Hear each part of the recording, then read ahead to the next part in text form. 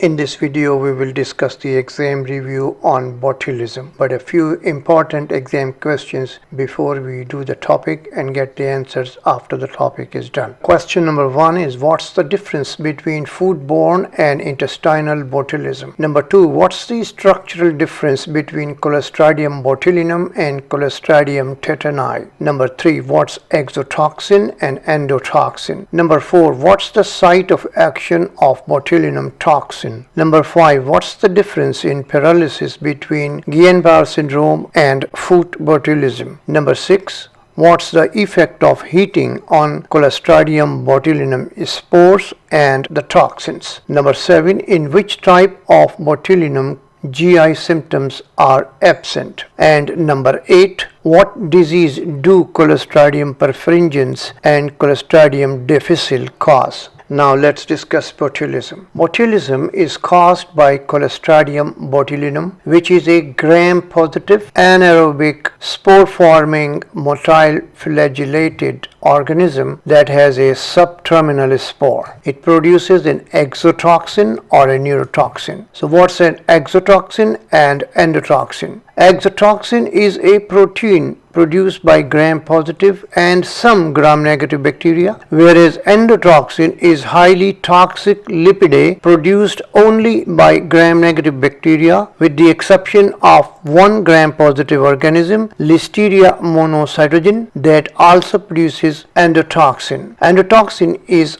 also produced by lysis of the gram-negative organisms. Botulinum toxin is the most potent bacterial toxin known. There are 8 subtypes of Clostridium botulinum and all produce toxins except type C2, which cytotoxin. The type A, B and C and rarely type F, they cause human diseases. Of the 8 types, type A, B, C cause human disease and type G is associated with sudden death. What's the site and mechanism of action of botulinum toxin? Toxin interferes with presynaptic release of acetylcholine, interfering with neuromuscular junction function. Acetylcholine is stored in the presynaptic terminal and it is released from this into the synaptic cleft to combine with acetylcholine receptors on the postsynaptic terminal. Clostridium toxin blocks the release of acetylcholine from the presynaptic terminals. Now the types of botulism. It may be a foodborne, wound botulism, infant botulism, and the 4th type may be a bioterrorism. Now let's discuss the foodborne botulism. Clostridium botulinum produces a neurotoxin that blocks the acetylcholine release, as I already told, from the presynaptic terminal and blocks the neuromuscular junction function. It occurs 20 to 30 hours after eating the food which is not reheated properly. Primarily, the disease is due to home canned food and fruits and is less marked with meat and fish, although it occurs by eating with meat and fish too, and occurs more with home canned foods. The incubation period is 18 to 36 hours, but it depends on the toxin dose. Now the clinical feature of the foodborne botulism. Foodborne disease varies from mild to severe disease, and the symptoms of the botulism start in the cranial nerves supplying eye and face and proceed caudally to involve the limbs. And characteristically, it causes symmetrical descending paralysis and autonomic disturbances, and cranial nerve involvement causes, there are 6 or 7 Ds: diplopia, drooping eyelid, ptosis, dysarthria, dysphonia, dysphagia, and dilated fixed pupil. Dilated fixed pupil occur in 50% cases, or there may be poorly reactive pupil, and death due to respiratory failure. Botulism does not cause diarrhea. It causes paralytic ileus or severe constipation. So the other features that do not occur in botulism are no diarrhea, CNS and orientation is normal, there is no sensory loss and no fever. So the patient is afebrile with descending symmetric paralysis.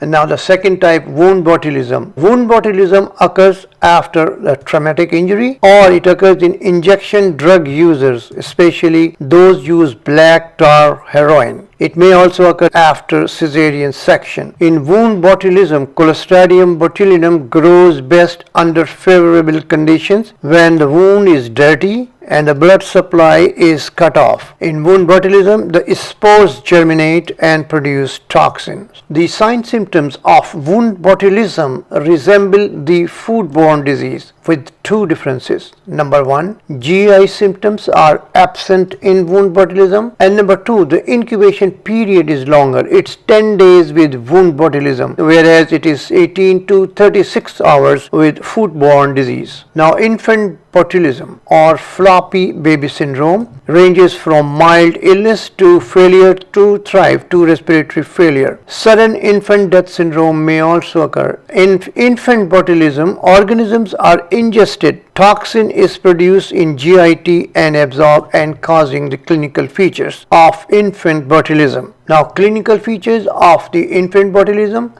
severe collapse, failure to thrive, respiratory failure, and sudden infant death may also occur. Important point about infant botulism is that honey is contraindicated up to 1 year of age in infants. Why? Because honey contains the organism that may grow and produce toxins. Now, bioterrorism. In bioterrorism, toxin can be dispersed as aerosol, producing inhalation botulism that resembles foodborne disease, but GI symptoms are absent in bioterrorism. Botulism follows absorption of the toxin from mucosal surfaces of gut, lungs, and wounds in bioterrorism, and it is non-communicable. Now, diagnosis of botulism. Diagnosis on clinical features: symmetric descending paralysis in an afebrile patient who is mentally intact, no CNS features, sensory findings are absent. On investigation, demonstration of toxin. Number one, in the serum by bioassay in mice is trephinate, but it may be negative. Number two, demonstration of the organism or toxin in vomitus, gastric fluid, or stool is strongly suggestive of diagnosis. Similarly, demonstration of the organism or toxin in the wound cultures is suggestive of botulism. Number three, nerve conduction study. Nerve conduction velocity is normal because the block is at the presynaptic terminal, and the presynaptic neuromuscular block causes reduced compound muscle action potential, but the velocity remains normal. Other treatment: antitoxin, human botulism immunoglobulins, or equine derived antitoxin given before the lab results are available. Penicillin and hyperbaric oxygen are also given. Intubation and ventilatory support is also done in botulism toxin. In botulism, intubation and mechanical ventilation is done if: number one, paralysis is rapidly progressing; number two, vital capacity is less than 30; and number three, hypoxemia and hypercarbia. Now, answers to the questions. Number one, what's the difference between foodborne and intestinal botulism? Foodborne botulism is due to the toxin, and intestinal form is due to spores that germinate to produce the toxin. And number two, what's the structural difference between Clostridium botulinum and Clostridium tetani? Clostridium botulinum has subterminal spores, and Clostridium tetani has terminal spores. So tetani have terminal spores. Question 3, what's exotoxin and endotoxin? Answer: exotoxin is a protein produced by gram-positive and some gram-negative bacteria, whereas endotoxin is a highly toxic lipid A produced only by gram-negative organism, except one gram-positive organism, Listeria monocytogen, also produces endotoxin, and endotoxins are also produced by the lysis of gram-negative organism. And what's the site of action of botulism? We already did it here, that it's a blockade is at the presynaptic terminal. Question number 5, what's the difference in paralysis between Guillain-Barré and foot botulism? In Guillain-Barré syndrome,